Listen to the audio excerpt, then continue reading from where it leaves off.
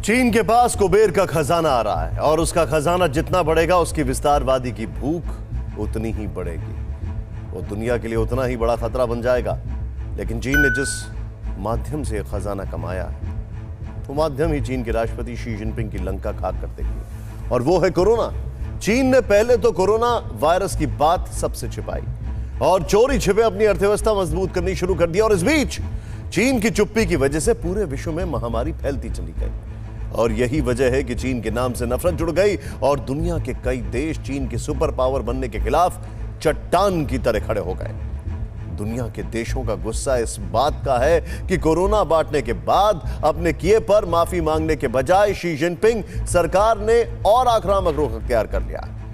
जिस वक्त पूरी दुनिया कोरोना वायरस के प्रकोप का सामना कर रही थी, चीन ने हिमालय की पहाड़ियों में भारत से लेकर हिंद प्रशांत क्षेत्र में Taiwan, Japan, Vietnam, Philippines, Malaysia, Brunei और ऑस्ट्रेलिया जैसे देशों को उकसाना शुरू कर दिया, पुराने विवादों को कुरेदना शुरू कर दिया। यही वजह है कि भारत, अमेरिका, ऑस्ट्रेलिया और जापान जैसे देश चीन के खिलाफ एकजुट हो गए।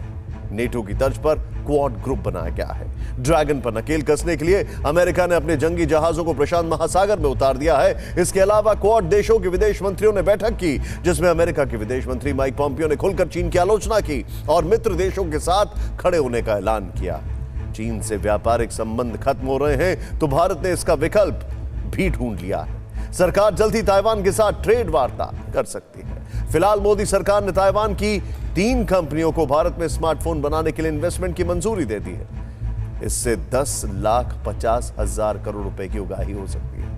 वाणिज्य मंत्रालय के आंकड़ों के मुताबिक भारत और ताइवान के बीच साल 2019 में कारोबार 18% बढ़ के $7.2 बिलियन पर पहुंच गया।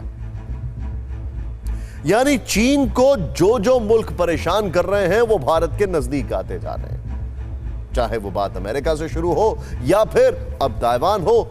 और ऑस्ट्रेलिया जो हमेशा चिढ़ता था मालाबार एक्साइज को लेकर, मतलब चीन चिढ़ता था ऑस्ट्रेलिया की मौजूदगी को लेकर, अब वही ऑस्ट्रेलिया भारत के साथ मालाबार एक्साइज भी करेगा। चीन के खिलाफ नफरत कितनी बड़ी है यह भारत में आने वाली दिवाली को लेकर भी दिख रही है। आम जनता से लेकर कारोबारियों तक हर किसी ने दिवाली पर इस बार चीनी सामान के बहिष्कार का ऐलान किया है। देश को आत्मनिर्भर और लोकल को वोकल बनाने की कोशिश में इस बार चीनी लाइट की जगह देश भर में मिट्टी के दिए जलाने की मुहिम तेज हो गई है। इस छोटी सी मुहिम से चीन को करीब 40,000 करोड़ रुपए का करंट लगने वाला है।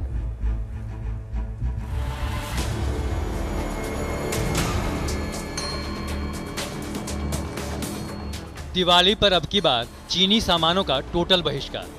मिट्टी और गोबर के दियों से सजेंगे घर द्वार। ड्रैगन पर आत्मनिर्भर भारत का वार।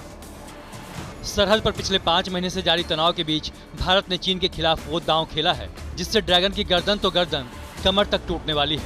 इस दिवाली हिंदुस्तान की जनता और कारोबारियों ने मिलकर चीनी सामानों का बायकॉट करने का फैसला किया है। कारोबारियों के संगठन confederation of all India traders का दावा है कि चीन को इस दिवाली कम से कम 40,000 करोड़ का झटका लगने वाला है। हर साल दिवाली में घरों को सजाने के लिए भारत में 70,000 करोड़ का कारोबार होता है, जिसमें 40,000 करोड़ के सामान चीन से आते थे। इस बार ज्यादातर सामानों की आपूर्ति मेड इन इंडिया प्रोडक्ट से की जाएगी, चाहे वो रंग बिरंगी बिजली की लाइटें हों या फिर घर आंगन को रोशन करती मिट्टी और गोबर के पारंपरिक दिए हों। देश के कोने कोने में आत्मनिर्भर वाली दिवाली की तैयारी जोरों पर। दुकानें सज चुकी हैं, हौसले और उम्मीदों को नए पंख लग चुके हैं। साल आप दिए बनाते थे, रखते थे बाहर, आपकी दुकान भी है, लेकिन एक आपका ये कहना है कि एक मायूसी हाथ होती थी कि जितनी क्वांटिटी में दिए बनाते थे लोग नहीं लेते थे। लोगों से कुछ कहना चाहेंगे आप? लोगों को क्या, लोग सस्ते की तरफ ज़्यादा जाते हैं और अब चाइना भी एक ये था कि ज़्यादा सस्ता माल बेचता था तो वो लोग वहाँ की तरफ ही देखते थे, लेकिन अब चाइना से ही बंद हो गया तो एक ही ऑप्शन रह गया लोगों के पास कि अब इंडिया के प्रोडक्ट खरीदे, तो वही खरीदने पड़ेंगे। इस बात को लेकर के आप खुश हैं कि लोग चाइना का माल नहीं खरीद रहे हैं, झालर नहीं खरीद रहे हैं और आपके दिए लेने के लिए? जी बिल्कुल, इस बात से तो हम बहुत खुश हैं कि जो चाइना की झालरें हैं इस टाइम पे नहीं आ रही है और बहुत कम उनकी सेल होगी। और हमें आशा है कि जो हमारा सामान है, ये जो दिए हैं, ये अच्छे से इनकी बिक्री भी होगी। और दूसरा, ये जो दिए हैं हमारे लिए बेनिफिट है। ड्रैगन को रुलाने वाली इस दिवाली में मिट्टी से बने दियों की मांग बढ़ गई। तस्वीर गणेश चतुर्थी के त्योहार से ही बदलने लगी। दिवाली से पहले नवरात्रि में भी इसका असर देखने को मिल रहा है। दिल्ली के जो बाजार चीनी लाइट से सजे रहते थे, अब वहाँ दिए ही दिए नजर आ रहे हैं। अब जो मिट्टी के दिए बिक रहे हैं उस पे आपको क्या दिख रहा है पहली बार जो हो रहा है? जैसे कि हमेशा चाइना से आई हुई लाइटें वगैरह बहुत ज़्यादा होती है मार्केट में। अब से हम लोग ट्राई कर रहे हैं कि सबसे ज़्यादा दिए हों, हमारे लोकल इकोनॉमी को हम सपोर्ट करें, आत्मनिर्भर भारत को सपोर्ट करें। तो हम बेसिकली ट्राई कर रहे हैं कि हम इन्वायरमेंट को सपोर्ट करें और आत्मनिर्भर भारत की तरफ बढ़ें। दिवाली पर चीनी सामान के बहिष्कार के साथ कामधेनु दीपावली अभियान भी शुरू किया गया है, जिसमें दिवाली से जुड़े 12 प्रोडक्ट गाय के गोबर से बनाए जा रहे हैं। इस मुहिम के तहत देश के 11 करोड़ परिवारों तक गाय के गोबर से बने 33 करोड़ दिए पहुंचाने का लक्ष्य रखा गया है।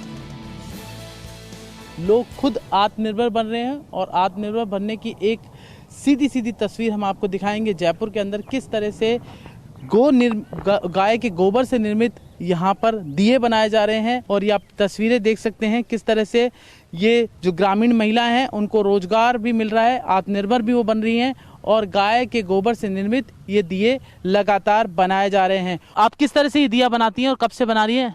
किस तरह से बनाते हैं? ये हम गोबर गाय के गोबर से दिए बना रहे हैं। अच्छा, कितने एक दिन में कितने बना लेते हैं? एक दिन के अंदर लगभग 2000-3000 दिए बना रहे हैं।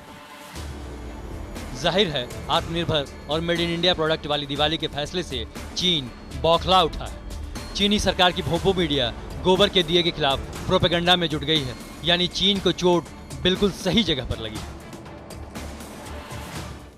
न्यूज़ टॉप 9 रोज सुबह 7 बजे और शाम 7 बजे सिर्फ TV9 भारतवर्ष पर।